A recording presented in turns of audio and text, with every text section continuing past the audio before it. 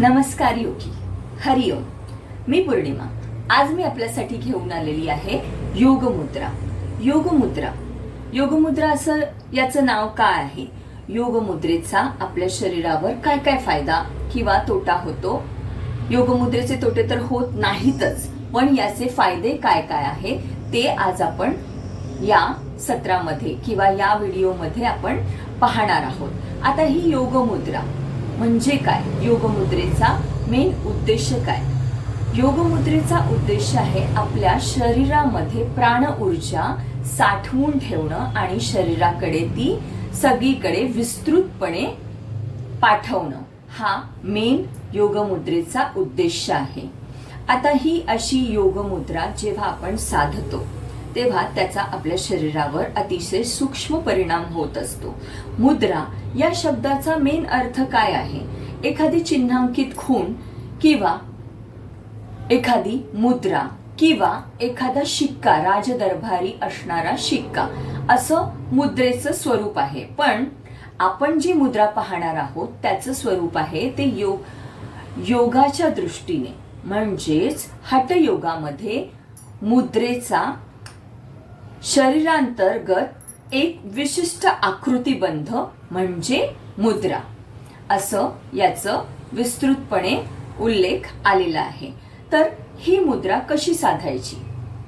मुद्रा या शब्दाचा अजून एक अर्थ आहे. संस्कृत मद या धातूपासून मुद्रा हा शब्द तयार केला आहे. मद म्हणजे काय तर आनंद घेणं, शरीर स्वास्थ्याचा आनंद घेणं, शरीर आणि मनाच्या मिलनाचा आनंद घेणं, आत्मा आणि परमात्म्याचा संयोग झालेल्या स्थितीचा आनंद घेणं म्हणजे मुद्रा. आता ही मुद्रा कोणत्या कोणत्या ग्रंथांमध्ये आलेली आहे तेही आपण बघूया. उपनिषदांमध्ये या मुद्रांचा उल्लेख आलेला आहे. त्याचबरोबर पुराणांमध्ये यांचा उल्लेख आहे. आयुर्वेदाच्या ग्रंथामध्ये याचा उल्लेख आलेला आहे.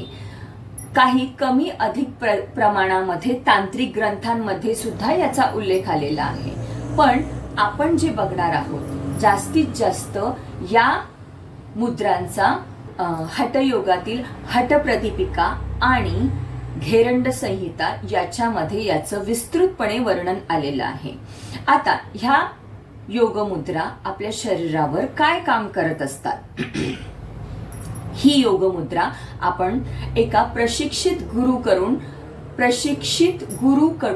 प्रशिक्षण घेतलं तरच त्या मुद्रा आपण व्यवस्थितपणे शिकू शकतो. कारण मुद्रा हा केवळ आकृतिबंध नसून तर साधनेचा अभ्यास आहे. साधनेचा अभ्यास असल्यामुळे प्रशिक्षित गुरुकडूनच आपल्याला याचं प्रशिक्षण घेणं अतिशय गरजेचं आहे आणि आवश्यक आहे. तर योगी आपण हे नेहमी ध्यानात ठेवायचं आहे की आपण योगमुद्रा करताना फार सजग असलं पाहिजे. योगमुद्रेचा शरीरावर अतिशय सूक्ष्म परिणाम होत असतो. आता ही योगमुद्रा सूक्ष्म शरीरावर तसंच आपल्या भौतिक शरीरावरही काम करत असते. म्हणजे मानसिक, आध्यात्मिक आणि शारीरिक स्वरूपावर मुद्रेचा परिणाम होत असतो. आज आपण जी योगमुद्रा शिकणार आहोत ती आहे ज्ञानमुद्रा.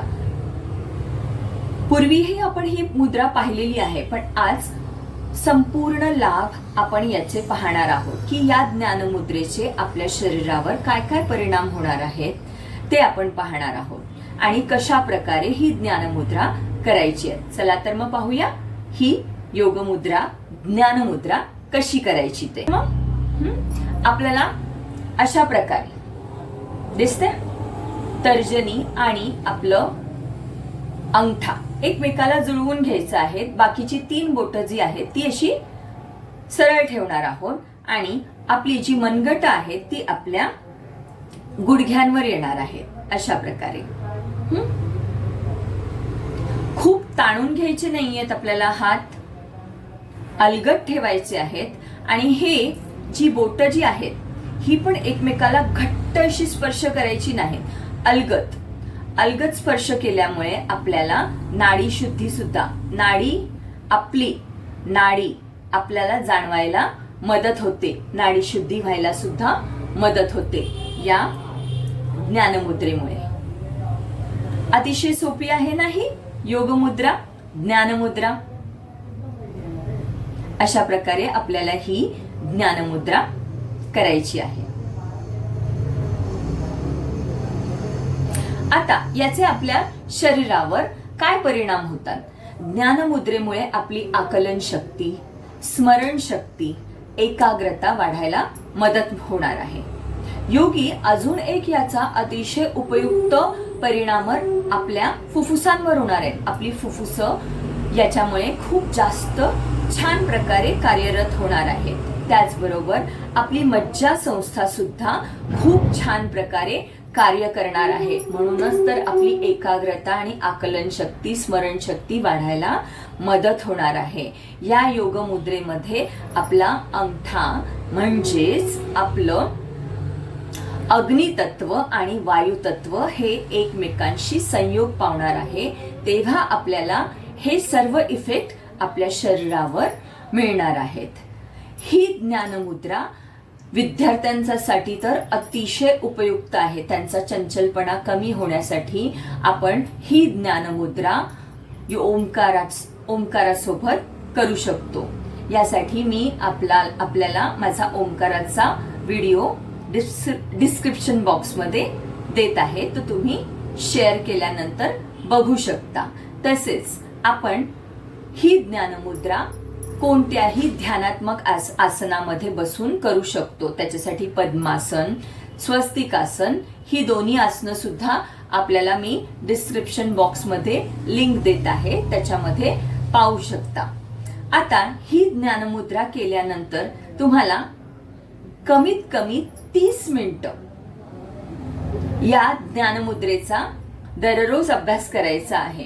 अगदी तुम्हाला असं वाटलंय की तुम्ही आता ज्ञानमुद्रेमध्ये बसायचं आहे, तुम्ही तुमच्या ऑफिसमध्ये आहात आणि तुम्ही काही त्यावेळेला तुम्ही असं पद्मासनामध्ये नाही बसू शकत आहात, काही 5 मिनिटं जरी तुम्हाला मिळाली आहेत आणि मन चंचल झालेलं आहे, कोणत्याही प्रकारचं तुम्हाला टेन्शन आलेलं आहे, त्याही वेळेस योगी तुम्ही ही ज्ञानमुद्रा घेऊन काही सेकंद दीर्घ श्वास घेऊन ही ज्ञानमुद्रा करू शकता.